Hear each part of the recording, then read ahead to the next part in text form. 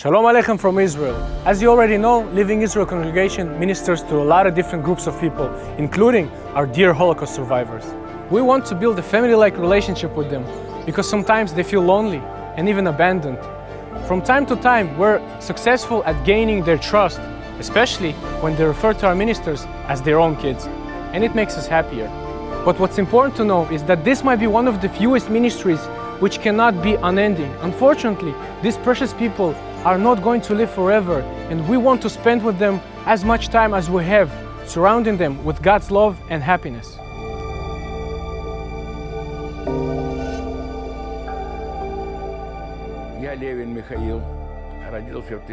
I am Mikhail Levin, born on December 15, 1934. During the war, my father was taken on the first day. He had just returned from the Finnish War, and then he was taken to World War II. My mother was 25 years old and had 3 children. I was the eldest. I was only 6 years old. When it became clear that the Germans had already entered Moldova, my father arranged us to be placed on a steamboat, and we were taken to leave Odessa for Caucasus. But it so happened that the steamboat was only halfway across the water when it started sinking. It hit a mine. People were jumping all over our heads to the water and drowning. My mother covered us, her 3 children, with her small, fragile body, saying that whatever happens, happens. Whatever will happen to me will happen to all of us. Fortunately, we were able to swim back to Odessa, where we stayed.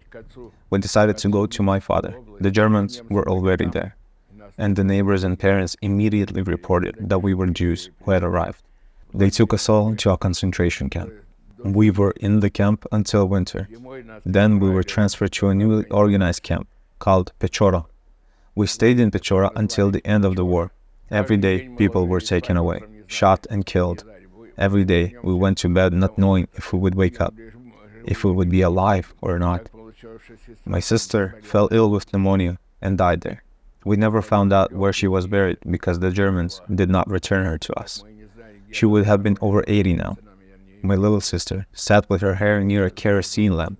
Her head caught fire, and she ran around the room as a torch of flames. My mother and aunts covered her with a blanket to try to put out the fire as she struggled in an unconscious state. She died in front of us. They killed both of my grandparents as well. I did not know how they killed them. They were left with 3 orphans, 3 boys. We tried to steal coal to heat the stove and avoid freezing. There was one time when a German soldier caught me stealing coal, and he just patted me on the head and said that I reminded him of his sons and told me to leave. Then, I remember, I thought that there are good people among the Germans. In short, we returned to Odessa immediately after the war. My father found us, and we went to Moldova. But our homes had been taken by those people who stayed behind with the Germans, and all of our property was taken. The Soviet authorities never returned anything.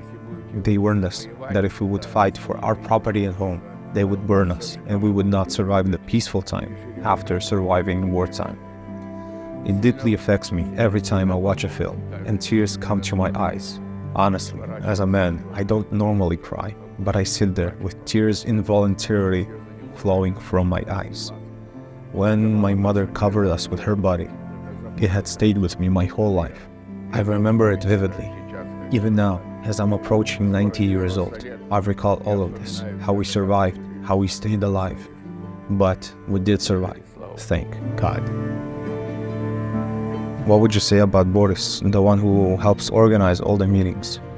You know, he does organize us, the group of war survivors. He invites us to all the events, and we go with pleasure. It is important, first of all, that we see each other. You know, you hear about the pain sometimes. Like yesterday, someone died, and the day before that, someone else did. They are all of our peers, those who went through the war with us. What do you like most about Boris, who organizes the events? You know, he shows us films and tells us stories. He sometimes talks about the holidays, and he will tell us all about it, about all of the holidays. He makes it very interesting for us. It gives us strength, as they say. You gather strength there, and you leave and have it for the rest of the week. It is very hard for me to walk. I have problems with my legs. Nevertheless, I go. You feel that you live in these moments when you fight. You understand? It's goodness, and that's probably not even the right word for it, but it just is.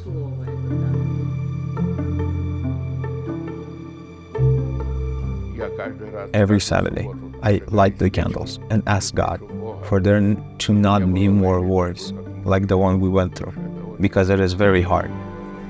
Very hard. War brings a heavy light. Let's hope that there will be no more wars. That's never.